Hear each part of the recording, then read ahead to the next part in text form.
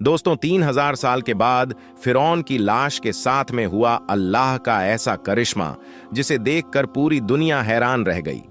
दरअसल हुआ यह कि 3000 साल के बाद फिरौन की लाश से अचानक से आवाजें आने लगीं, यानी कि फिरौन की लाश अचानक से बोलने लगी, जिसे देखकर वहां पर मौजूद हर किसी की चीखें निकल गईं। लोग अल्लाहू अकबर के नारे लगाते हुए वहां से भाग निकले।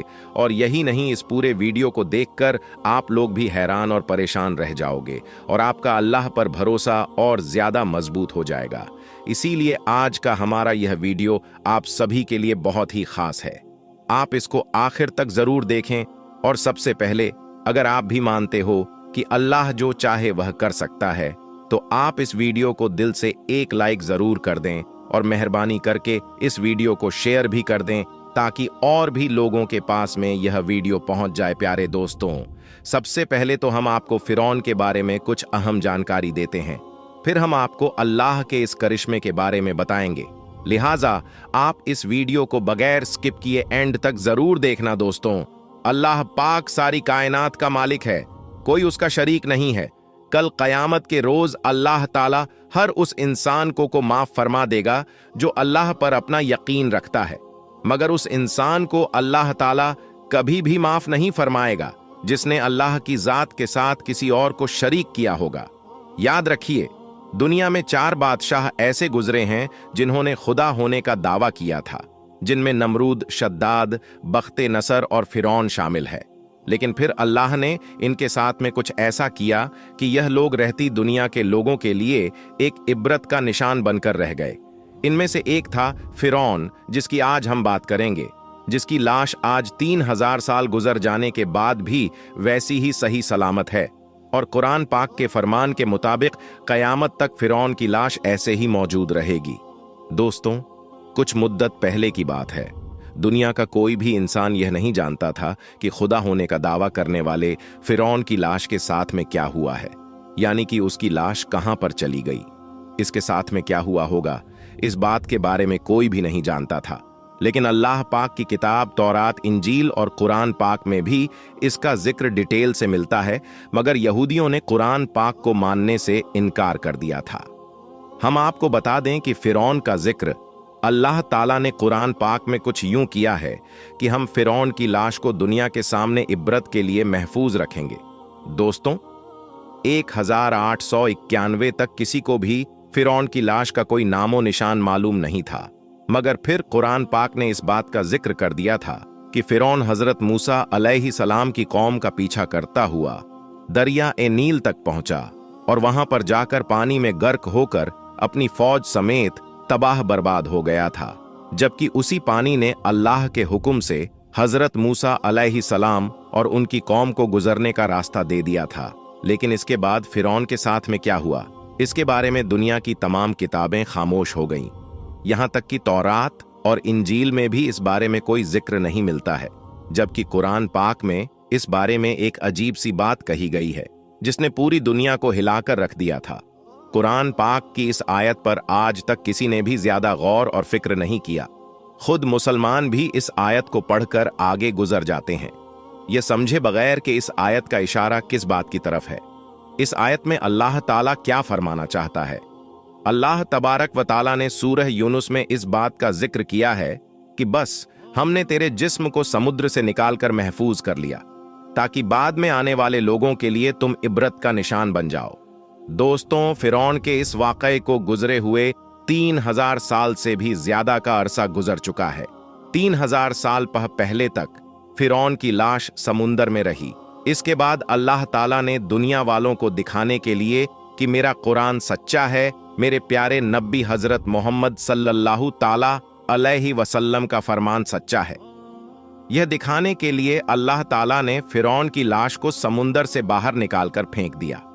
फिर कई दिनों तक फिरौन की लाश समुंदर के किनारे पर पड़ी रही, मगर यहां पर अल्लाह की कुदरत देखे, इसी बीच फिरौन की लाश को किसी भी जानवर ने मुंह तक न लगाया, यहां तक कि कोई परिंदा भी उस जानिब नहीं गया। लेकिन फिर एक दिन एक मिस्री शख्स भेड़ बकरियों को चराता हुआ उस तरफ चला गया और उसने फिरौन की लाश को समुंदर के किनारे देख लिया। इसीलिए फिर उसने यह खबर मिस्र के वजीर तक पहुंचा दी। इसके बाद फिरौन की लाश को दरबार में लाया गया। फिर उस पर तहकीक के लिए उसे काहिरा ले जाया गया।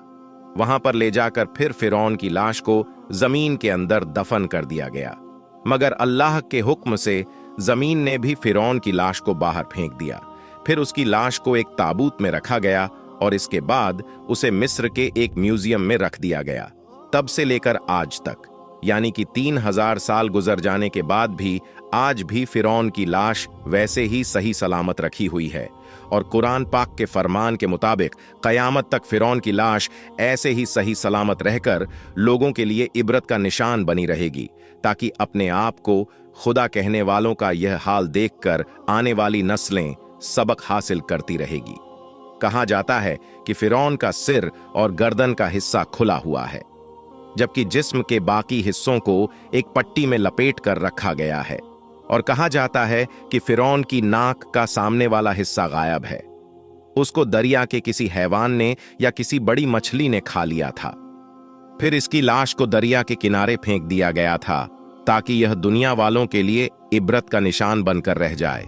दोस्तों, इसके बाद से फिरौन की लाश वैसे ही रखी हुई है और हजारों साल गुजर जाने के बाद आज भी फिरौन की लाश पर गोश्त वैसे तरोताजा मौजूद है। वल्लाहु आलम यह सच है या झूठ है, मगर ऐसा कहा जाता है कि जिस म्यूजियम में फिरौन की लाश रखी हुई है, उस म्यूजियम में चूहे भी छोड़े हुए हैं, जिनको हर साल 15 मार्च के दिन फिरौन की लाश पर छोड़ा जाता है, ताकि वह फिरौन के जिस्म का बड़ा हुआ जो गोश्त होता है उसे खा ले और वापस फिरौन की बॉडी अपने असल दायरे में आ जाए। इसके बाद फिरौन की लाश की ड्रेसिंग की जाती है और फिर उसको वापस शीशे में बंद कर दिया जाता है। इसके बाद 1 साल तक वैसे ही वह शीशे में बंद रहती है। फिर जब अगले साल 15 मार्च का दिन आता है तो उसे फिर से वापस बाहर निकाला जाता है और उसकी बॉडी पर चूहे छोड़े जाते हैं और फिर वह वाश ड्रेसिंग करके शीशे में बंद कर दिया जाता है। अल्लाहू अकबर। दोस्तों, यही वजह है कि आज हजारों साल गुजरने के बाद भी फिरौन की लाश सही सलामत है। आज पूरी दुनिया अपनी आंखों से देख रही है कि अल्लाह ने किस तरह से फिरौन की लाश को महफूज करके रखा है, किस तरह से दुनिया भर के लोग फिरौन की लाश को देखने के लिए पहुंच रहे हैं। वह फिरौन जो कभी अपने आप को खुदा कहता था, किस तरह से आप आज उसकी मम्मी पड़ी हुई हैं। देखने वालों के लिए एक इबरत नहीं है तो फिर क्या है कि हजारों साल गुजर जाने के बाद भी फिरौन की लाश सही सलामत वैसे ही पड़ी हुई है। दोस्तों, नेशनल जियोग्राफी की तरफ से अभी एक ऐसा वीडियो सामने आया है जिसमें देखा जा सकता है कि फिरौन की लाश पर जब किसी बात को लेकर तहकीक की जा रही थी तो उस वक्त अचानक से फिरौन की लाश से कुछ आवाज आने लगी।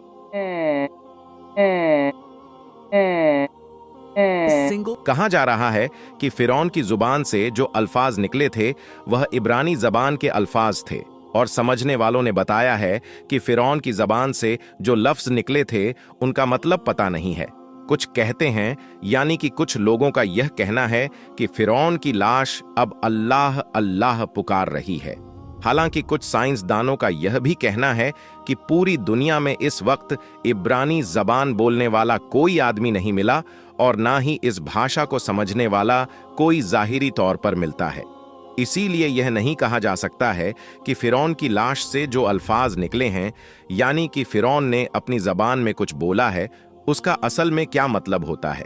लेकिन फिरौन के इस वाक़े को देखकर और सुनकर आज गैर मुसलमान भी इस बात को मानने पर मजबूर हो गए हैं कि बेशक अल्लाह का कुरान पाक सच्चा है और अल्लाह के प्यारे नबी हजरत मोहम्मद सल्लल्लाहु ताला अलैहि वसल्लम का हर फरमान सच्चा है।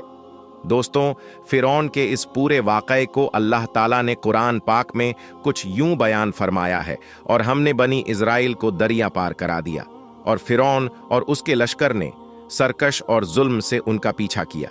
इसीलिए हमने दरिया का पानी चला दिया, जिसे वह वहीं पर गर्क होने लगे। हालांकि जब वह गर्क होने लगे तो फिरौन कहने लगा कि मैं इस बात पर अभी ईमान लाता हूं कि अल्लाह के सिवा कोई माबूद नहीं है, अब मैं मुसलमान होना चाहता हूं। तब उससे कहने वाले ने कहा, ऐ फिरौन, तू अब ईमान लाता है, इससे पहले तो तू बड़ा नाफरमान था, तू तो बड़ा फसादी था। आज हम तेरी लाश को हमेशा हमेशा के लिए बचा लेंगे, ताकि तू बाद आने वालों के लिए एक इबरत का निशान बनकर रह जाए और तुझे देखकर लोग कयामत तक इबरत हासिल कर सके। दोस्तों, यही वजह है कि फिरौन की लाश को ना ही दरिया ने अपने अंदर रखा और ना ही जमीन ने अपने अंदर रखा। हजारों साल गुजरने के बाद आज भी उसकी लाश वैसे ही महफूज है और कयामत तक फिरौन की लाश ऐसे ही महफूज रहेगी और लोग इसे देखकर इबरत हासिल करते रहेंगे। लिहाजा दोस्तों, हमें भी गुरूर और तकब्बुर से हमेशा बचकर रहना चाहिए। ईगो जो होता है वह हमारे अंदर नहीं होना चाहिए। अल्लाह तबारक व ताला से दुआ है कि अल्लाह पाक हम सबको गुरूर और तकब्बुर से बचाए और अल्लाह पाक हम सबको नेक और अच्छे अच्छे काम करने की तौफीक दे। आमीन अल्लाहुम्मा आमीन। एक बार कमेंट बॉक्स में आमीन जरूर लिखें और इस वीडियो को आप अपने दोस्तों में जरूर शेयर करें। हम मिलते हैं अगली वीडियो में। अल्लाह हाफिज।